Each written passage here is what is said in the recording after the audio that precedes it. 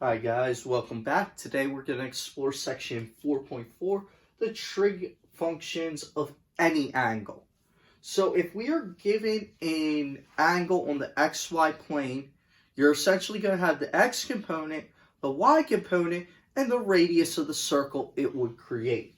So sine will always be y over r. In the unit circle, that r value is 1, hence why sine is just the y value.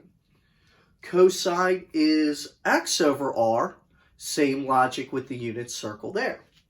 Tangent is your y value over the x value.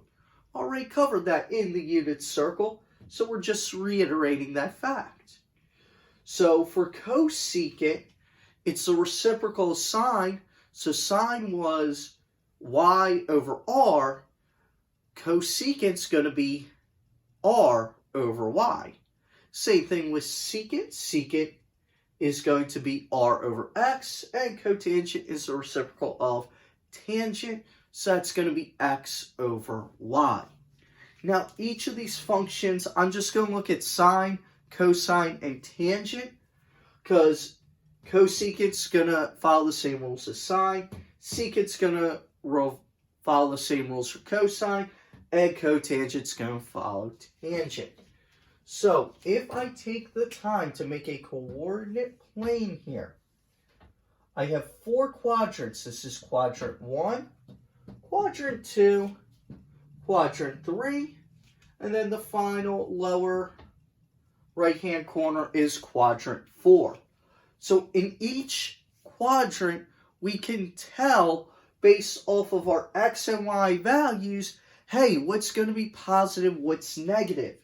So in the first quadrant, both my x and my y values are positive. So sine is positive, cosine is positive. If I do a positive over a positive, that will mean tangent is also positive. Now, when I venture into quadrant 2, this is where x values start to become negative. So anything with an x has a negative in there. Anything with a y, though, I'm still above the x-axis, so that's positive. So since sine deals with y, sine's positive. Cosine deals with x, so cosine is negative. Tangent deals with y over x. If I do a positive over a negative, that means my final answer will be negative. So tangent is also negative. Quadrant 3, things get a little more interesting, because now my sine moves into the negative area, and my cosine is still in the negative side of the graph on the x-axis. So sine, since I'm moving into negative y territory, is negative. I'm still in negative x territory, so cosine's negative. Now if I do sine over cosine, a negative over a negative, two negatives turn into a positive. So tangent actually becomes positive. So tangent's positive in quadrants 1 and 3. It's going to be negative in 2 and 4. So tangent kind of gets split off more often than sine and cosine kind of go through longer curves in the negative and positive areas. So then finally here, in the 4th quadrant, I am still below the x-axis, so sine is negative as I'm in the negative y territory, but cosine transitions back to the positive part of the x-axis, so it means cosine is positive. And again, a negative y over a positive x will make tangent negative. So that's going to be important to see on the next example. So on example 1, I'm going to give you what the sine value of something is. We are going to make a sketch of that based off of where we figured out this is, And then we are going to find the cosine of that angle based off of that. So, here with this. Example 1. So I know that the sine of theta is 1/2, and I know that tangent of theta, I don't know the value, I just know that it's less than 0, so that tells me it's negative. I want to find the cosine of theta. So right away, let's start drawing a picture. Or no, sorry, I need to figure out what quadrant. So I know sine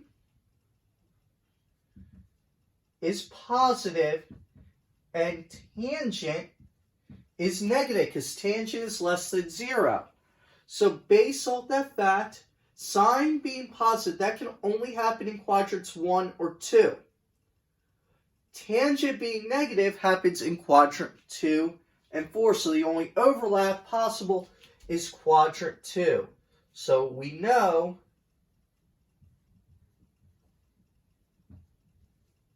it's in quadrant 2.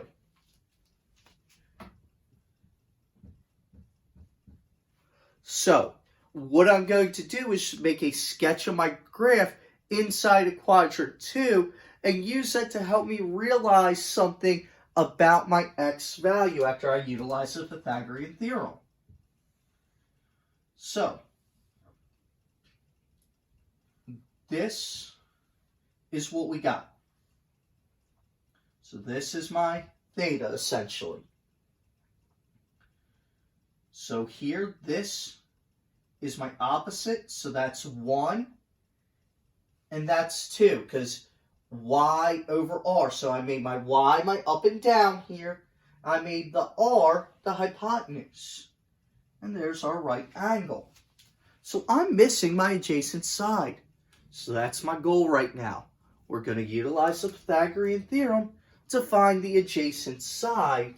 And that's going to help me with my cosine. So I have a squared plus b squared equals c squared. So 1 squared plus b squared is equal to 2 squared. 1 plus b squared equals 4. Subtract 1. And we get b squared is equal to 3. Take the square root. I'm not going to bother with whatever that decimal is. I just know it's the square root of 3. Now that goes over here. Notice how we're on the negative side of the x-axis? So watch, this is negative square root of 3, because I'm on the negative side. So based off of that, cosine is x over r. There's my x value, my r is 2. Cosine of theta is equal to negative root 3 over 2. Depending on how well you've memorized your unit circle, you should realize it seems very familiar that when a sine was a 1/2, we had a cosine that was a root 3 over 2 of some sign. Whether it was positive or negative, in this case it was negative because we're in quadrant 2, so cosine needs to be negative. But you should recognize that right away as seeming familiar. So here with this, we're also going to talk about a reference angle. A reference angle is an angle that tells us what it's related to. So in quadrant 1, reference angles are going to be the same. So I'm going to record reference in blue.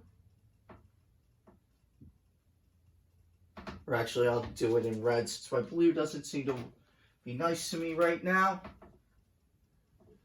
So if I need a reference angle,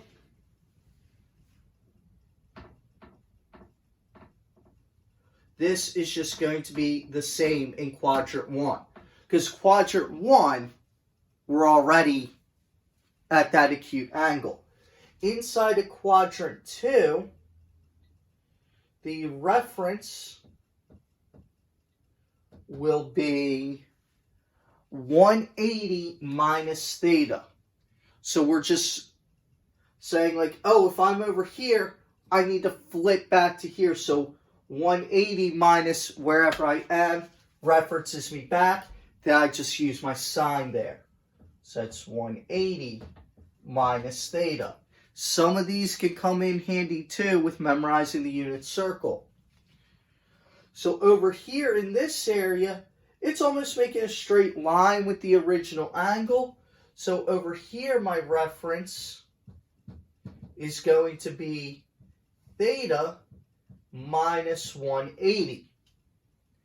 And then finally over here in the final quadrant, quadrant 4, the reference is going to be 360 minus theta. So we can utilize those based on where it is to find a reference angle. So for a very quick example, if I want to find the reference angle of I could do 120 degrees. So that'd be 180 minus 120, that'd be 60. If I wanted to do it for 210, I could do 210 minus 180 to get 30. If I wanted to do it for something in here like 300 degrees, I could do 360 minus 300 to get 60 degrees as my reference angle again. So here with this,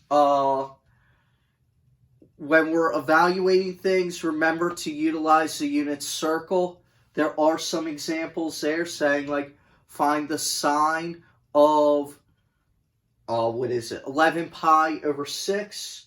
So, okay, sine's going to be my y values.